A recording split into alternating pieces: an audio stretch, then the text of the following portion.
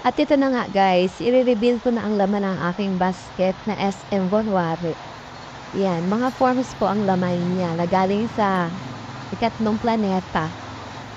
Dalawang school ang pinagmulan niya. Yan ang babakintilin natin ngayong araw. At ito na nga, dumating na ako sa aking destinasyon ngayong araw na ito.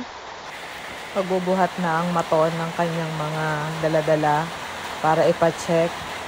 Ayan na nga at hindi niya na alam kung paano niya bibit-bitin. Mabuti na lang at may tumulong sa kanya pagdating sa pintuan. Ayan na guys. At ito naman ang aking mga kasamahan ng mga school head galing sa iba't ibang planeta din. Kami ang mga team kinder, ayan, lumabas kami dyan kanina at kami ay brown out kasi kami init na init. Ayan, habang kami ay nag-check, may merienda, ang saya lang, happy lang. Ayan. At syempre, hindi mawawala ang kainan pagkatapos na ang hirap maghapon. Dumaan kami sa plaza para kumain. Salamat kong Arlene sa libre.